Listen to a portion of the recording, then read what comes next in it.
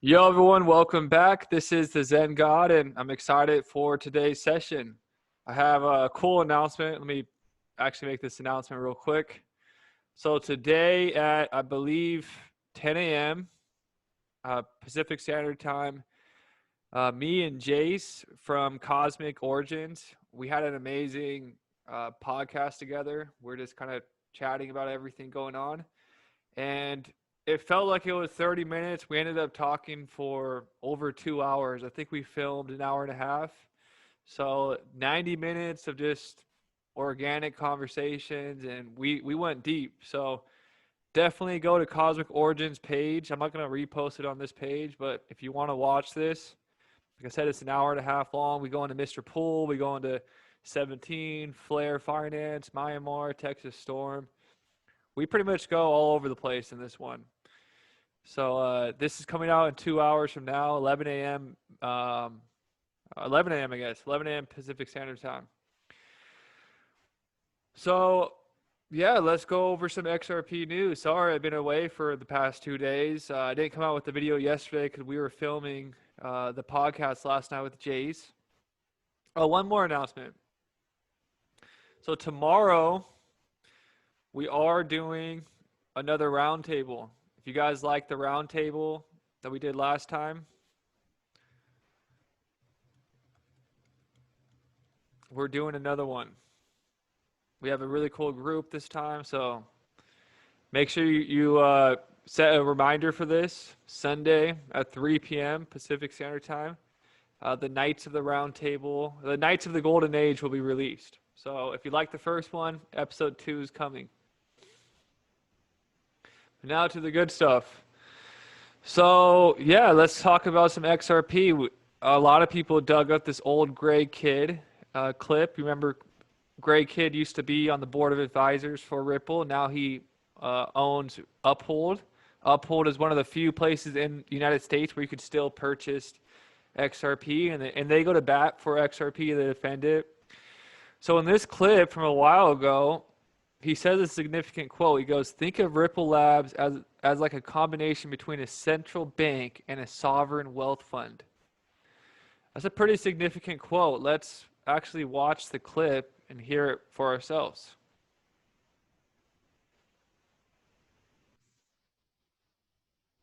Think of Ripple Labs as like a combination between a central bank and a sovereign wealth fund.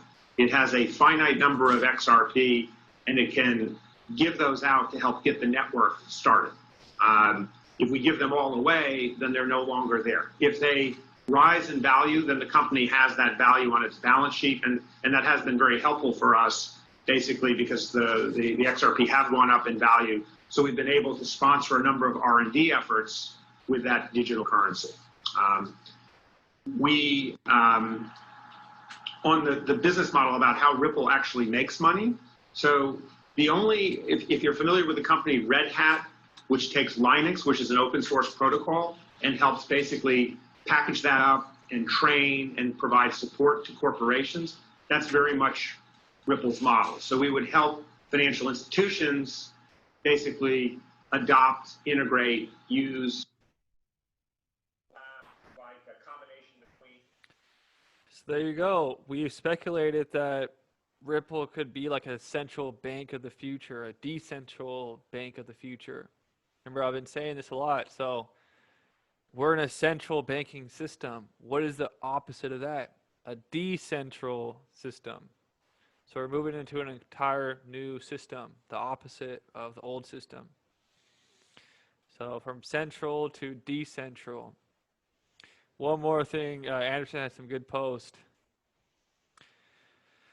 So this is freaking huge as well. So I've been saying, and a lot of people have been saying, Flare is bigger than we could imagine. Flare is like gonna change the world. Like this is gonna be that revolutionary. Like once it comes, like when the iPhone was released, it was like a paradigm shift. Flare is gonna come out. It's gonna be a paradigm shift times infinity.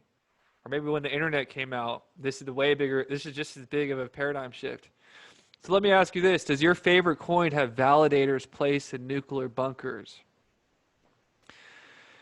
As part of our commitment to ensure the long-term health and stability of the XRP ledger, Toho Labs is now operating a validator from Pinyin White Mountains, a former nuclear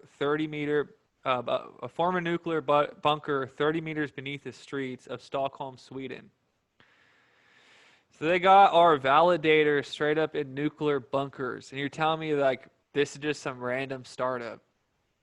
If me or you started a coin, or an average Joe started a coin, would they be able to get access to nuclear bases? That's why I believe it's part of a greater plan.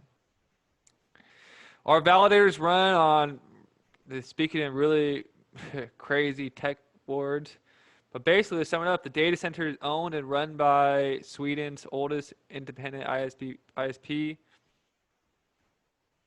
But this is all it. They have all these validators. This is like future Star Trek shit right here. We've also heard speculation that Starlink, the satellites in the sky, are probably going to be validators too, and that's just as secure probably as these mountains. So the validators are in nuclear bunkers. That's insane. So he goes, does your favorite coin have validators placed in nuclear bunkers? I doubt it. So that should prove to you just how big this is. Like, this isn't something that's going to go away. People think that this is a fad, a trend. If it was a trend, they wouldn't be setting up bases like this.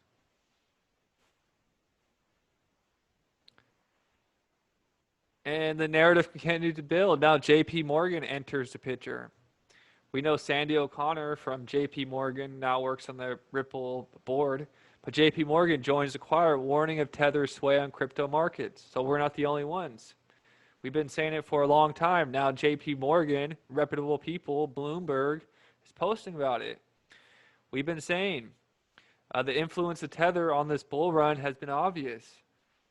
I think if you look at the charts and you look at the way Bitcoin's moving, it's moving at the same speed as Tether's printing. Every time the Tether printer stops, Bitcoin kind of consolidates. Then they print out another billion and print out another billion, and all of a sudden the price goes up. And then they tell you some story about institutional investors, but they never tell you about the Tether printer. They never tell you that there's a $1.4 trillion $1.4 trillion lawsuit with Tether with the New York Attorney General. They only want you to focus on this. They only want you to focus on the SEC and Ripple. So Bitcoin, everyone's telling you, is the greatest investment in the world. Everything is the greatest investment in the world besides XRP. There's so much negative FUD and attention on this. When former SEC Chairman Mary Jo White defends Ripple and says SEC is dead wrong. They haven't committed any fraud, any crimes. This, I believe, is to take your attention away from the real crime. I believe Tether is going to go down at probably... We haven't had major, like, people talk about Bernie Madoff. Like, we haven't had major crime in a long time. Like, this is like one of the biggest money heist, like, counterfeits, frauds I've ever witnessed in my lifetime. You're talking about people are printing out billions and billions and billions and billions of digital money, saying it's backed by dollars, and it's not. So it's essentially just they're creating fake money and then buying Bitcoin with it. That's like some mafia shit. So this guy had a funny post. Everyone always talks about the Fed being the money printer. Goes, Fed, how fast can we print money? Tether goes, hold my beer. Because this is Tether's chart recently. Oh, this is Tether's chart since 2020. I think since the March dip. Once the March dip happened, the pandemic dip, they just been printing to infinity. And they also been printing more and more because their investigation's about to be done. So, like, if you knew you committed fraud and you knew you're going to jail, wouldn't you just go all the way with it? So, their time's coming shortly. A sudden loss in Tether could end up triggering the crypto version of a bank run, the analyst said. So Tether could cause a major shock in crypto. So We're still in the Wild West right now. We haven't reached that point where it's like, this is fully adopted, it's stable, it's still very volatile. I got a lot of different stuff to show you guys. Let's flip back to this nuclear base. Yeah, so if you look at it, simply crypto asset self-custody development partner of Flare networks. So Flare and XRP Ledger are really interconnected.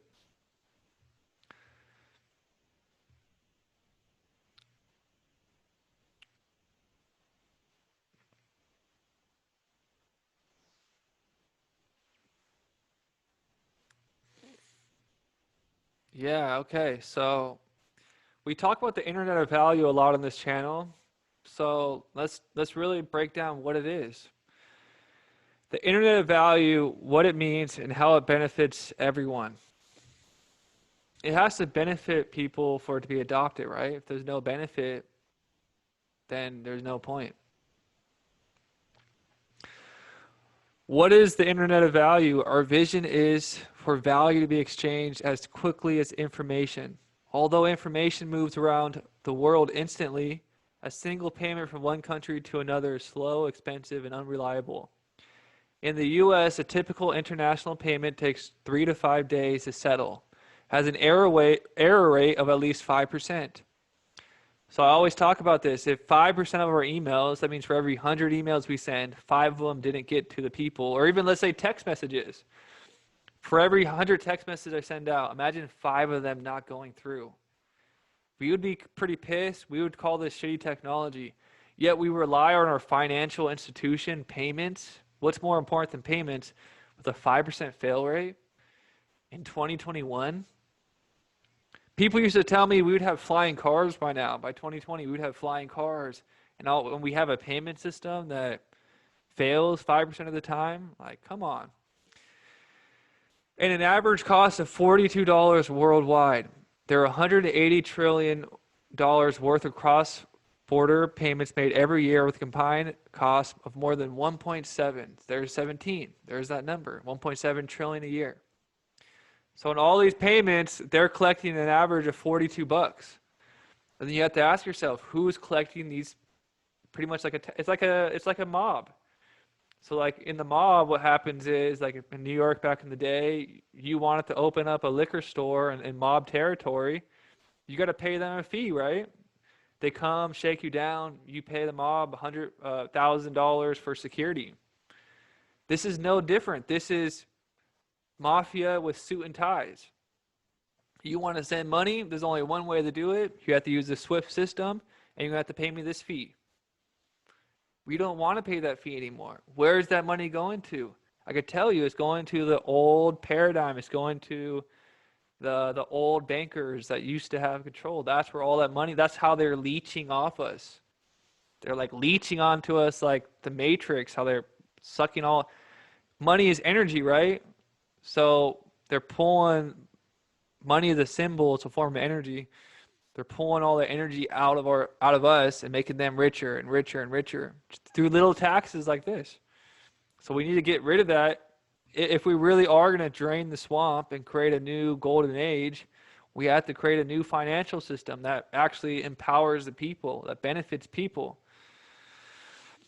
With the Internet of Value, transactions such as foreign currency payments can happen instantly. Like, why isn't this already happening instantly? Just as how people have been sharing words, images, and videos online for decades, and it's not just money, the Internet of Value will enable the exchange of any asset. Like I've been saying, any asset, that's gold, that's silver, fifth dimensional technology, anything. It's beyond the 3D, anything we could exchange. The value to someone, including stocks, votes. We need a new voting system. Frequent flyer points, securities, those are pretty much stocks, intellectual property, music, scientific discoveries, and more. So everything will be running on this Internet of Value that Ripple and the plumbers and David Schwartz have been working on since 1988, I believe.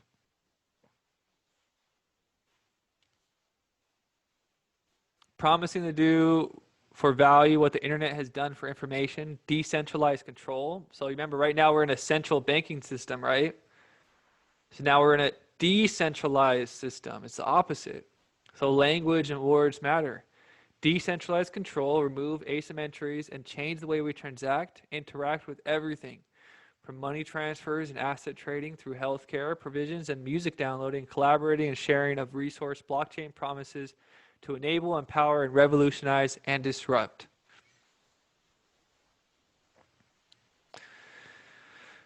I talked about the interledger protocol. We've talked a lot about that a lot here. But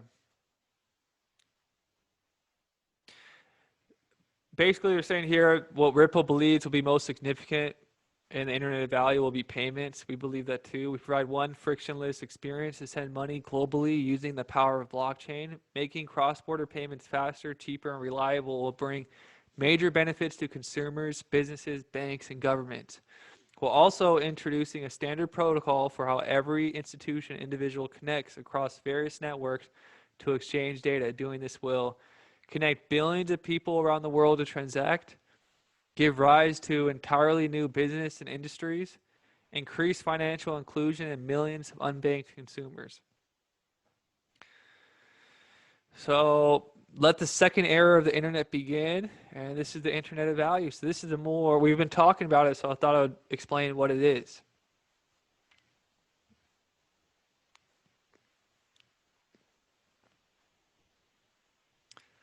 And part of that internet of value, I believe XDC is part of it.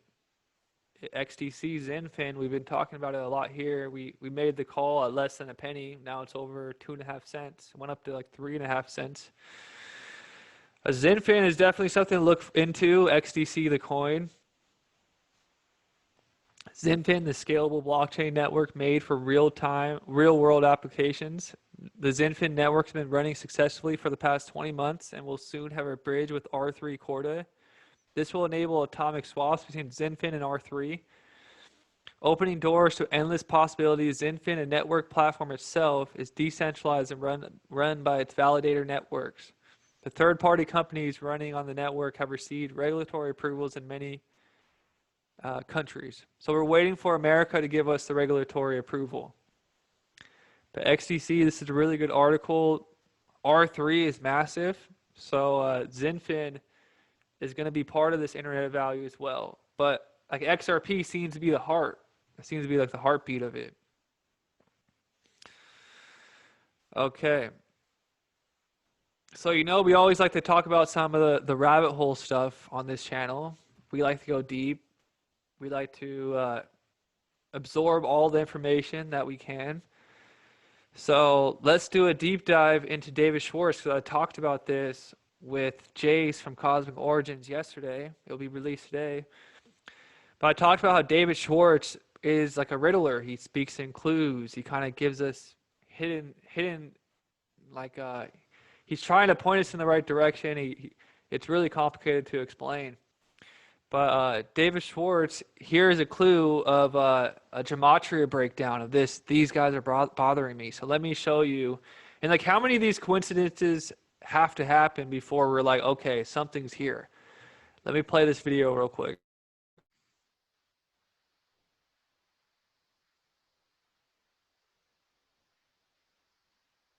Bothering everyone. Take a look at this, and shout out to, I think it's John Cruz, for pointing this out to me, because I didn't try it, but I did when he showed me. Now check it out. Okay, these guys are bothering everyone. Now, if it's true and he uses gematria, which I do believe he does, we've seen it over and over, things that are relevant to the situation come up in a lot of the things he texts. But in gematria, they're the same numerical value. Now, let's see what this means, and I'll show you. You guys, most of you already saw. This is awesome. These guys are bothering everyone, and we'll go down to English gematria, since that's what we use. In the English gematria, English has two more letters than the Jewish alphabet. So they're using these, and basically this is David Schwartz telling us, I have hidden everything in plain sight. I have hidden everything in plain sight. It's hidden, but it's there. It's there for us to find.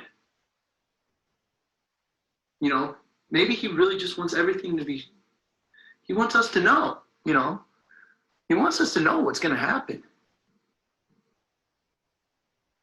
I think that's relevant. In my opinion, that's very relevant. And it kind of just tells us, it kind of sums up everything that we've been, it kind of confirms everything. And you guys, if we're getting this close to confirmation of this being real and this being true, you know, the gematria, the bearable guy, the David Schwartz and his cryptic tweets, which, come on, I mean, who really still doubts anymore that he's putting cryptic tweets out there?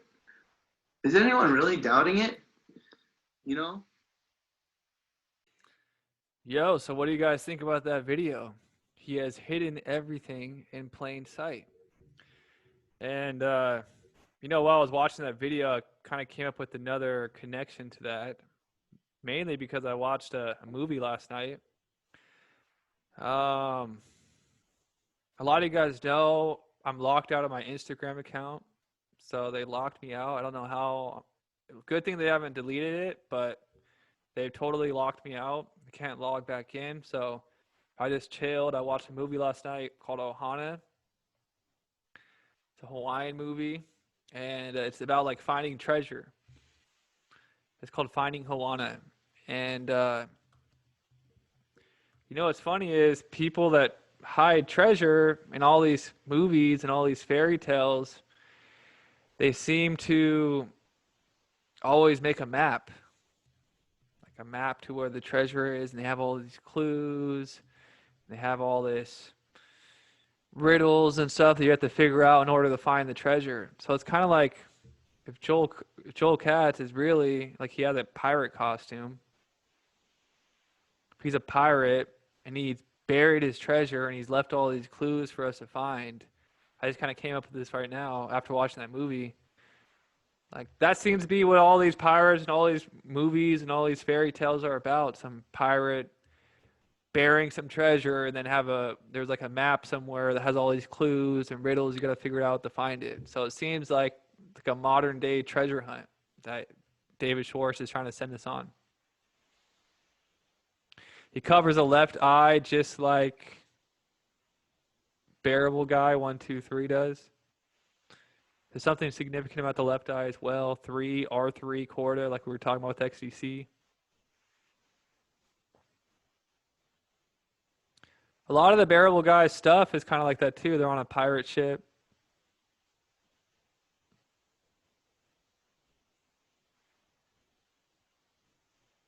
So there he is, Pirate Joel Katz. There's his buried treasure. We have to go find it.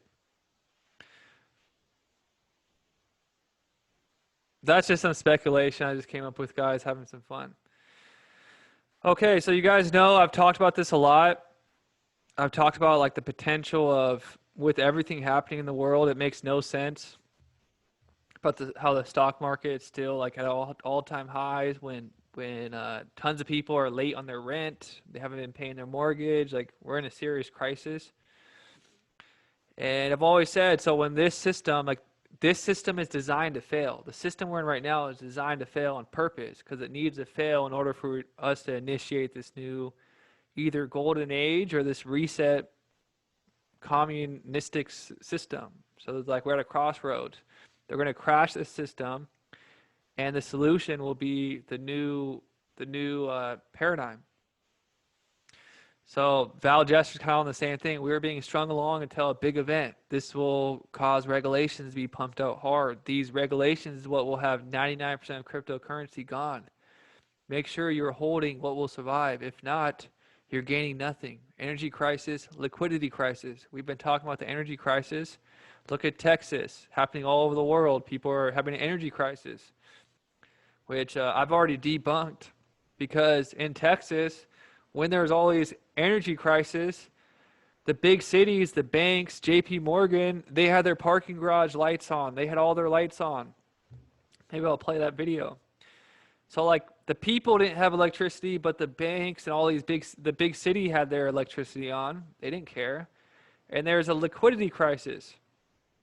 Both these will be sold to us for the XRP. The fight against XRP is to convince most of us that it isn't the one. It's actually further convincing me because I'm not a complete moron. So like there's all this FUD trying to convince people that it's not the one. That Bitcoin's the one. Like you go to Elon literally is shilling it to the max. Elon has it as his bio now. People will do anything Bitcoin. Elon says. Elon tells you to jump off the bridge.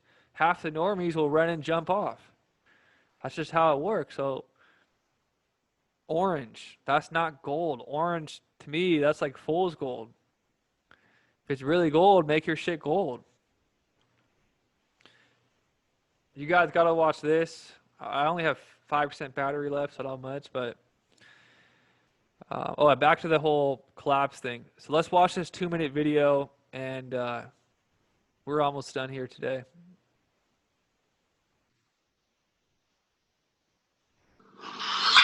My last point is that the challenge for Europe now is how efficiently we use these funds and the governance. And of course, there's a conditionality, which means reforms, which again are meant to speed up the digitalization and the energy transition.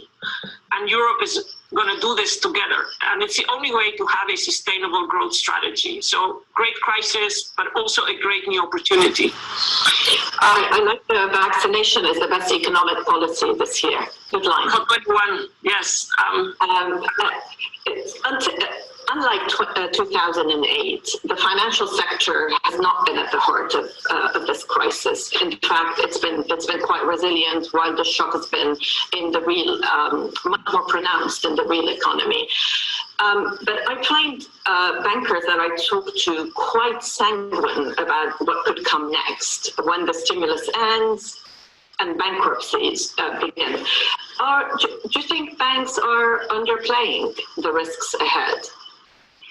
Well, Rula, look, there is uncertainty, but I like to define myself, and I define myself today as an optimist that worries a lot. So we do have to take great care.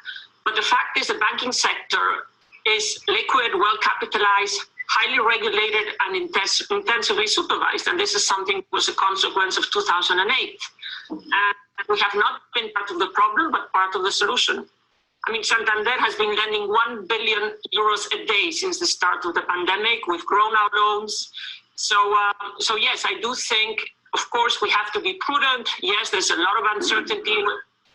I like to call this radical uncertainty.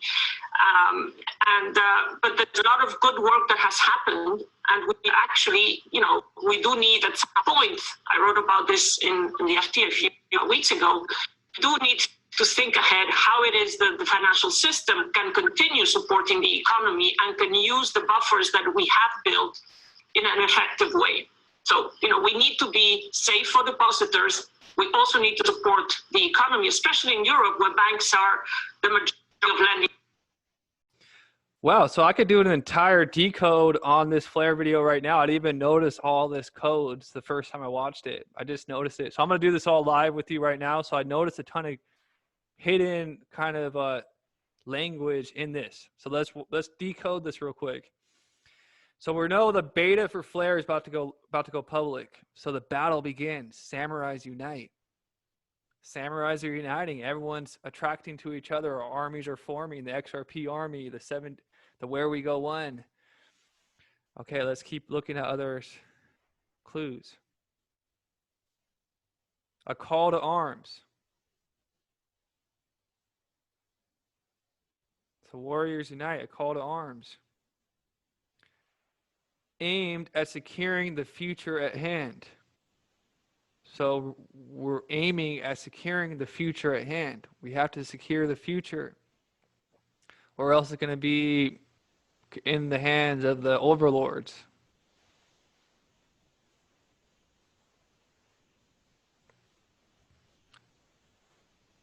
A joining of brotherhoods. So we see all these different brotherhoods coming together, the gold brotherhood, the precious metals, the crypto, the political 17 followers. We're all joining together to fight back against this corruption.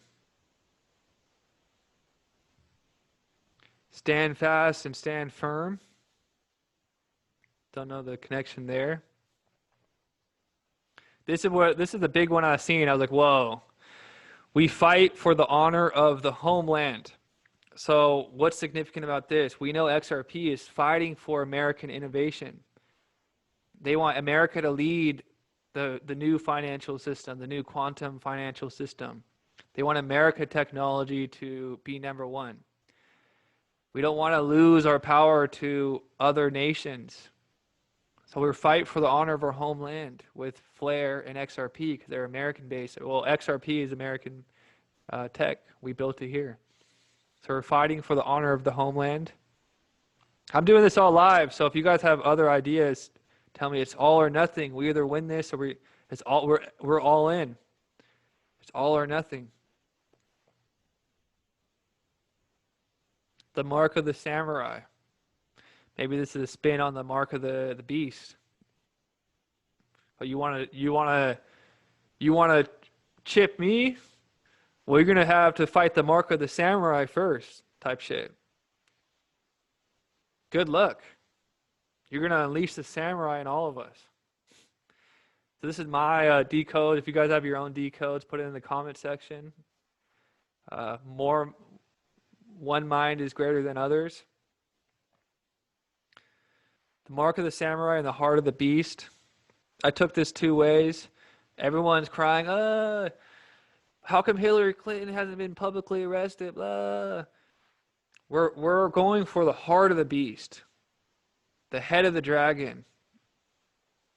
This is what Flare is fighting the real powers that control our money. If you control, I think one of the people have a quote, if you control the money, I don't care about who makes the laws.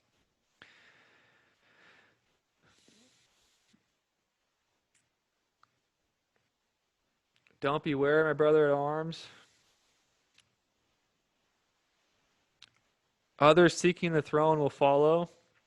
So we have to lead by example. When we lead as warriors, I used to be known as the Zen warrior. When we lead as warriors, other sheep, other normies are going to be inspired by us and they're going to start following our example. So we have to be the example that we want to create.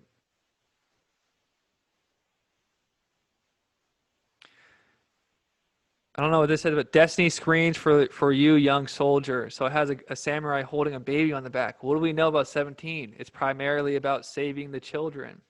I know I want to have a world where I could feel comfortable with having children in this world and know they're safe.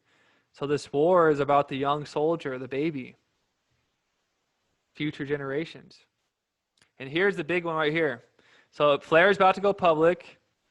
It says, the greatest battle in history will soon begin. The greatest battle in history will soon begin. We've known throughout all of humanity, well, not all, but most wars, there's people in the background that fund both sides of the war. They're the people with all the power, all the money. So what happens when we get we cut the top of the pyramid off, like I've been saying, and we get those overlords out of the picture? What will happen to our world if the people that are funding both sides are out of the equation? So it's much bigger than Hillary Clinton. We're going for the head of the heart of the beast. The greatest battle in history will soon begin. Maybe those are clues. Maybe they're not. I don't know. It's fun to speculate, go down these rabbit holes. It makes us critically think. So either way, it's a really cool video. Whether these are decodes or not, I don't really care. But it seems to all be related, in my opinion. But I know this is a long episode. Tomorrow, guys, make sure you tune in for the Sunday Roundtable. And make sure you tune in to Jace's episode that we made. It'll be featured on his channel. All right, guys, have a good day. I look forward to the next episode, and peace.